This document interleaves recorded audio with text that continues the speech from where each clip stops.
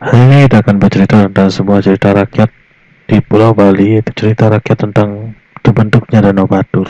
Dahulu kala, hiduplah seorang raksasa yang bernama Kebo Iwo. Raksasa ini sangat banyak dalam hal makan, terus saja ya kan, karena raksasa. Jadi, Kebo Iwo ini adalah orang yang sangat rajin.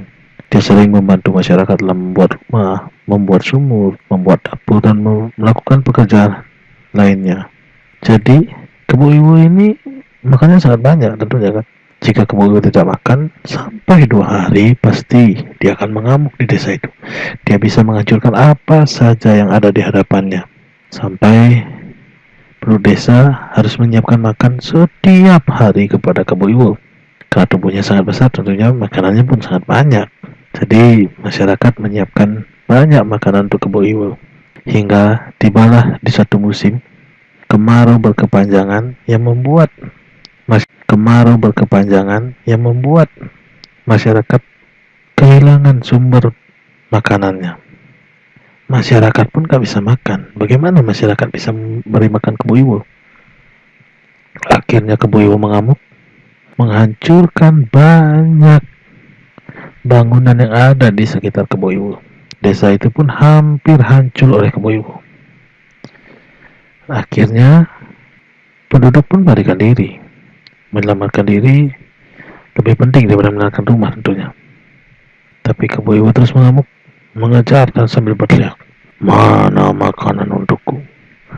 Kalian lebih suka aku hancurkan daripada memberiku makan." Kebo Iwo semakin ganas. Ia tak hanya menghancurkan bangunan, tapi juga makan hewan-hewan ternak milik penduduk. Para penduduk pun menjadi korban keganasan Kebo Iwo. Melihat kerusakan yang ditimbulkan Kebo Iwo, maka penduduk menjadi kesal dan marah. Mereka mengatur siasat untuk membunuh Kebo Iwo. Mereka mengajak berdamai Kebo Iwo dengan segala macam cara. Akhirnya mereka bisa mengumpulkan makanan yang banyak lalu mendekati Kebo Iwo. Pada saat itu, Kebo Iwo baru saja menyantap seekor kerbau. Ia kekenyangan dan berbaring di atas rumput. "Hai Kebo Iwo," tegur kepala desa. "Ada apa? Mau apa kalian mendekatiku?" tanya Kebo Iwo dengan curiga. "Sebenarnya kami masih membutuhkan bantuanmu. Rumah-rumah, pura, dan banyak kau hancurkan. Bagaimana kalau kamu membantu kami membangunnya kembali? Kami akan menyediakan makanan yang banyak untukmu," kata kepala desa. "Makan? Kalian akan menyediakan makan yang enak untukku?" Mata Kebo Iwo berbinar mendengar kata makanan. "Aku setuju akan membantu kalian. Tapi kau juga harus membantu kami membuatkan sumur besar karena kebutuhan air penduduk semakin meningkat." "Tidak masalah, aku akan membuatkannya untuk kalian." Kebo Iwo senang, tidak curiga sedikit pun. Keesokan harinya, Kebo Iwo mulai bekerja dengan waktu yang terhitung singkat. Beberapa rumah selesai dikerjakan oleh Kebo Iwo. Sementara itu, para warga sibuk mengumpulkan batu kapur dengan jumlah besar. Kebo Iwo merasa bingung. Mengapa para warga sangat banyak mengumpulkan batu kapur? Padahal kebutuhan batu kapur untuk rumah dan pura sudah cukup. "Mengapa kalian mengumpulkan batu kapur yang sangat banyak?" tanya Kebo Iwo. "Ketahuilah Kebo Iwo, setelah kamu selesai membuat rumah dan pura milik kami akan membuatkanmu rumah yang besar dan sangat indah," kata kepala desa. Kebo Iwo sangat senang mendengarnya. Tidak ada kecurigaan sedikit pun darinya. Ia semakin semangat membantu warga.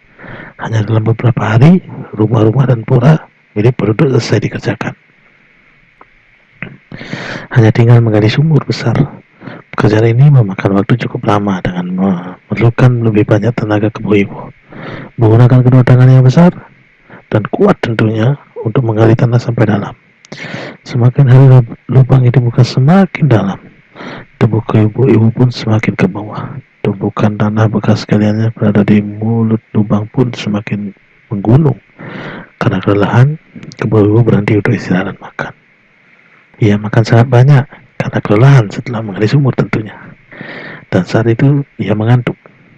Ia pun tertidur dengan mengeluarkan suara dengkuran yang sangat keras.